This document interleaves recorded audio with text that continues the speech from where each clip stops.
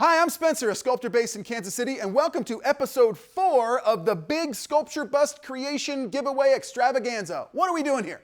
We're letting you into the studio, having you watch me make this portrait bust, scale it down, scale it up, give it away. So enjoy the episode, check the description for how to enter the contest, and here we go.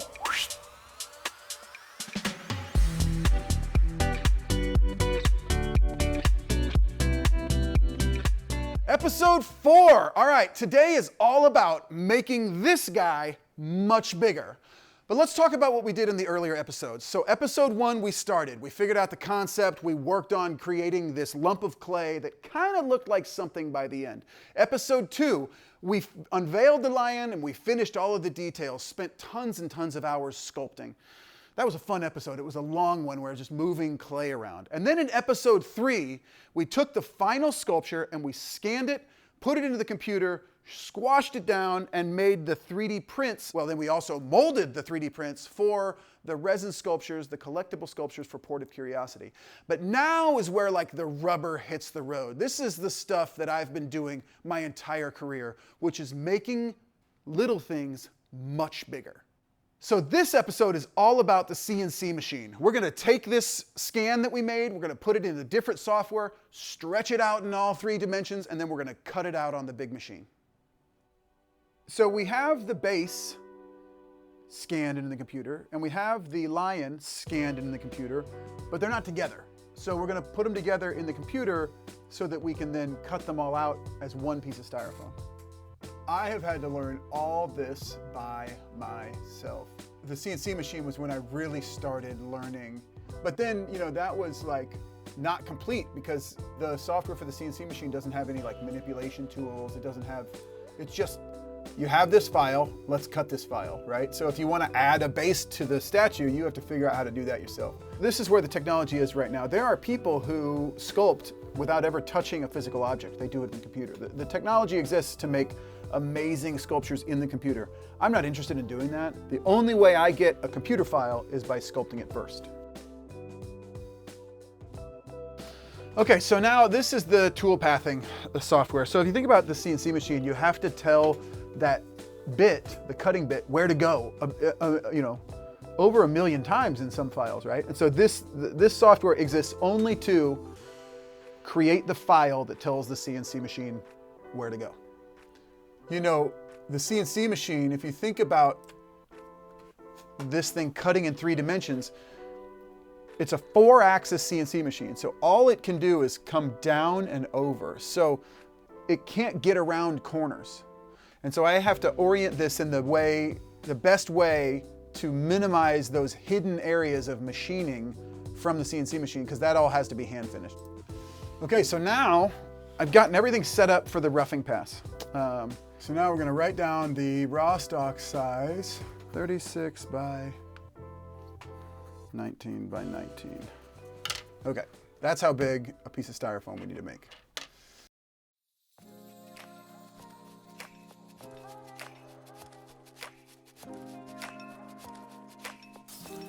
One of the hardest parts about what I do / what I want to do, like the version of sculptor that I wanted to be, is that I want to make big things because it's just fun. I don't know, I like to look at big things. The shuttlecocks outside of the Nelson, those things are amazing because they're huge.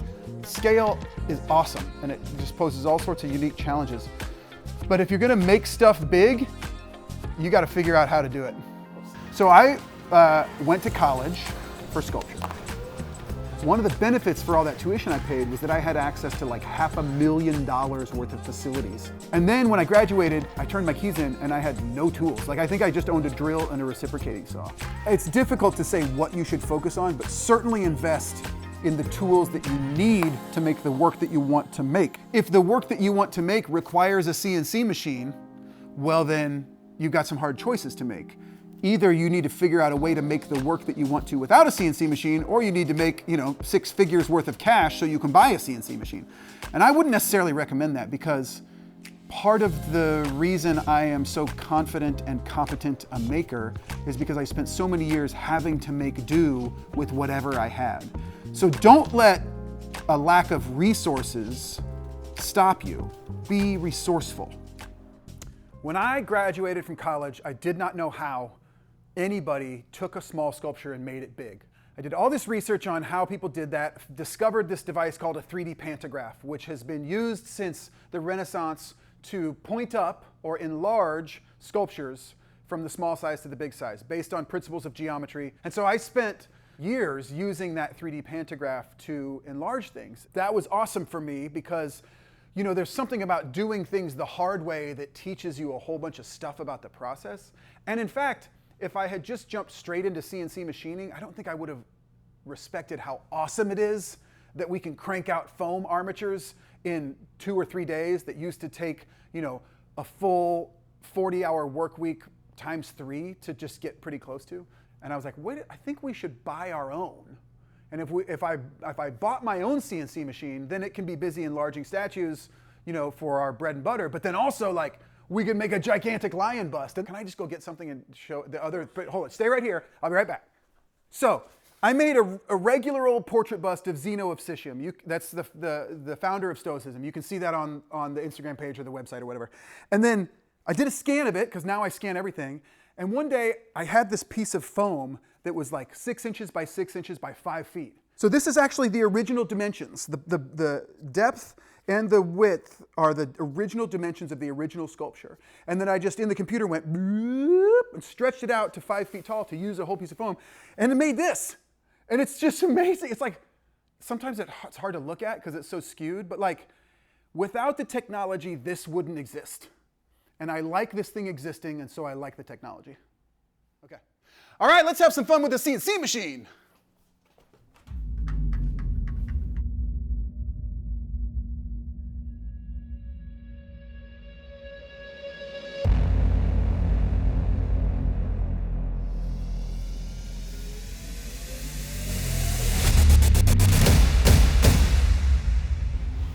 On second thought, we need to clean up first. The CNC machine creates dust. It creates dust when we're cutting flat MDF stuff, you know, for like cabinets and things like that. And it creates styrofoam dust when we're cutting EPS foam. The dust collector that's set up over there, it's called a cyclone dust collector. The beautiful thing is that once we're done cutting, I could just use the dust collector as a gigantic vacuum. And I mean, it does suck.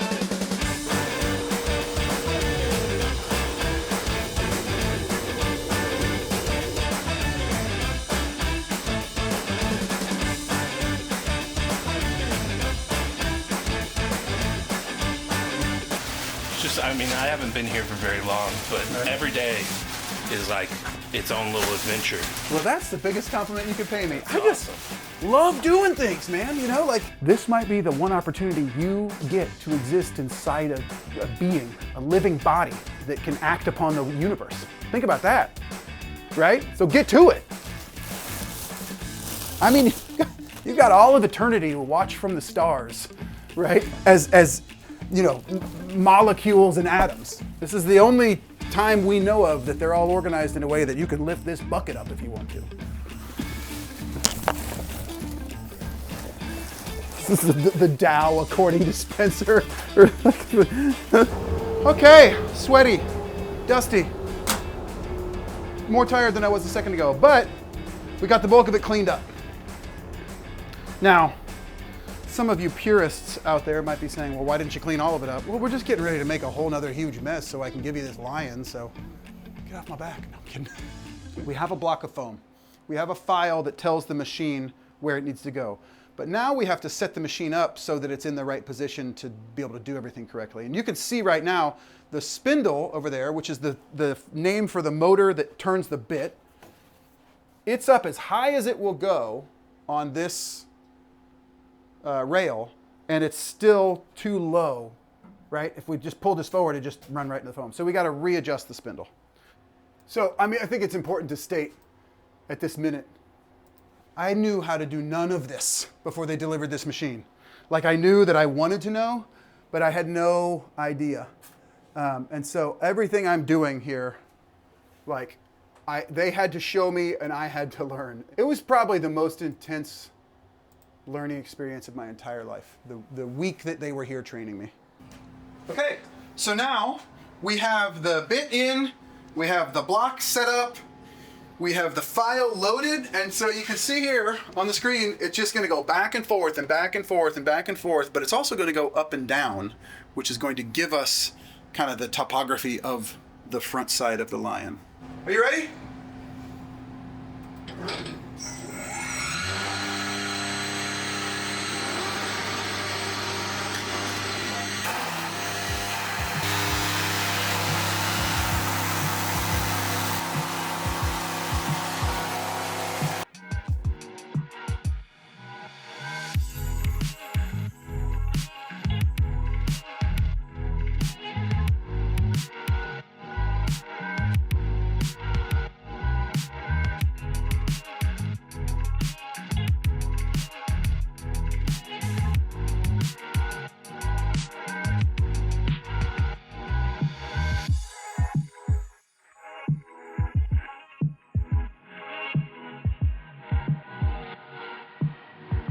Okay, here he is. Next to the other guys, we just pulled him off the CNC machine, set him up here so we can take a look. Hoodie thinks he's big. I think he's medium-sized. I do think he's going to look giant in your living room. So make sure you enter the contest. What did we do today? Man, the CNC machine was cutting for 3, maybe even 4 days straight with just a few minutes where I paused to start a new file, and we went from a block of foam to this guy.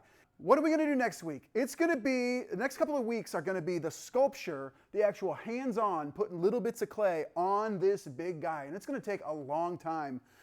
And that's going to be cool because you're going to get to see me moving epoxy clay around and creating the surfaces on this bigger sculpture. So stick around. Make sure you check out the next episodes. Make sure if you haven't watched, you watch the previous episodes. And thank you for being here. I mean, seriously, I'm having fun. Are you having fun? Let me know in the comments if you're not having fun, and I'll make sure you have fun next time. Talk to you soon.